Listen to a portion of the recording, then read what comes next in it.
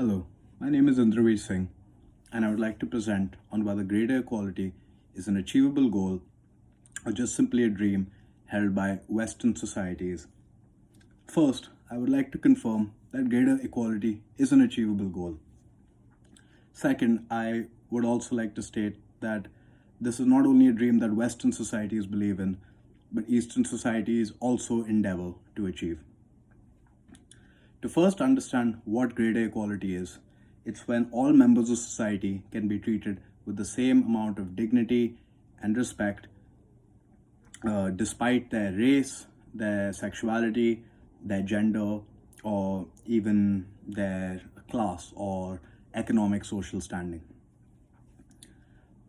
Now, is greater equality achievable? I believe yes, it is. With the correct change of laws and and attribution of resources and investment of time, greater equality can definitely be achieved. A blanket approach towards greater equality could include educating people about why discrimination is incorrect, it is hurtful, and it disadvantages members of society. And a priority approach can be towards things such as the wage gap, which discriminate pay based on the gender of a person, or in some cases, even race in some countries. If a system that evaluates merit rather than more superficial factors such as race or gender is put into place, then members of society can actually benefit greatly from it, as people who achieve wage are getting it rightfully so. This is just an example to show you that society is actually benefiting from greater equality, and it is not it is definitely a worthwhile goal to be investing in. Things such as nepotism and can prevent members of society that do not have contacts in either corporations or government offices from achieving their deserved place, as someone who is better connected can achieve their occupation more easily. It is not just these hidden injustices that are committed towards members of society that greater equality discusses. Things such as domestic abuse can also be viewed as a crime resulting due to greater inequality, because there's a stereotype and a belief that women are weaker than men and they must be subservient to men, and if they do not listen, then they must be beaten. These stereotypes were perpetuated throughout time, even in the West, such as in the 1950s, where advertisement reinforced the stereotypes that women are weak and need to depend on men. This is why I insist that there must be an importance of education. And importance in education will prevent a lot of members of society from forming beliefs that are entirely based on stereotypes or hearsay.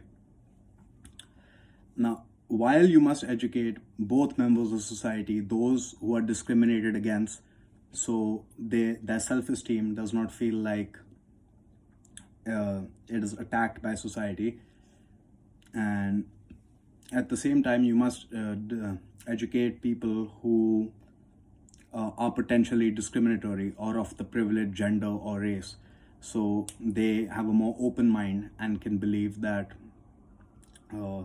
mistreating sections of society is not their right, and it is not social convention for them to do so. However, I would also like to discuss the dangers of a rash approach.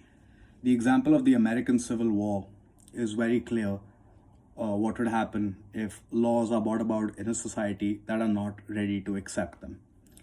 Hence and therefore, it is important to cultivate a society with the correct education, so they do not believe, from the previous example, that one race is inferior to the other. Why does this discrimination occur? It's because of misconceptions and ignorance. The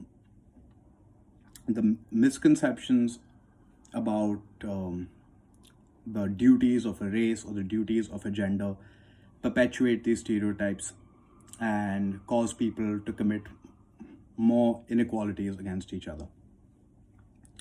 If the correct education can be provided in schools, if it can be provided in workplace, then eventually it will become normalized that people of a certain race or gender are as equal as them and as capable as them, and the society will eventually be free of these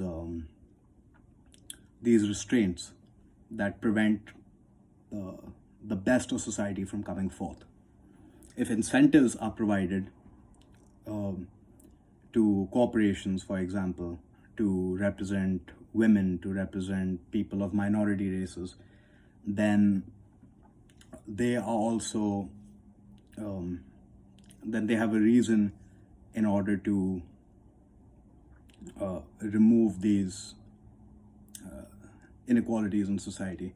Incentives could even be like tax exemption from the government.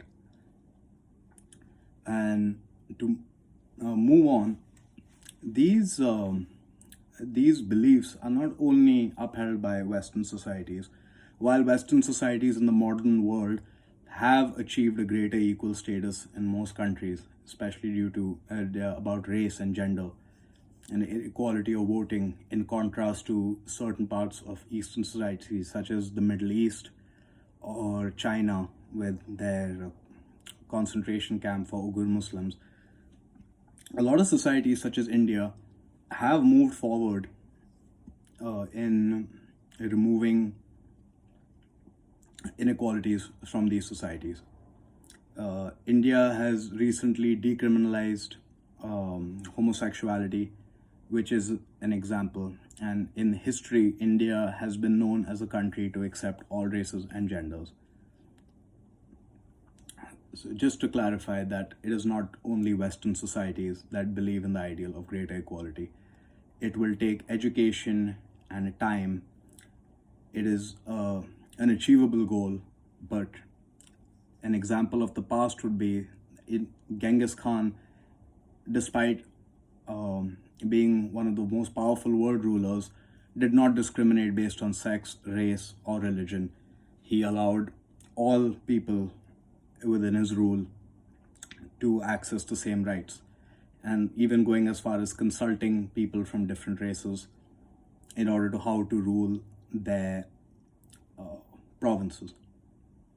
To conclude, it is achievable, but it is difficult.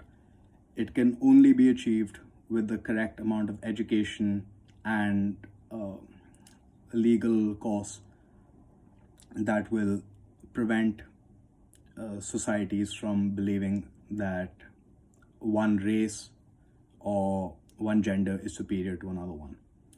Thank you.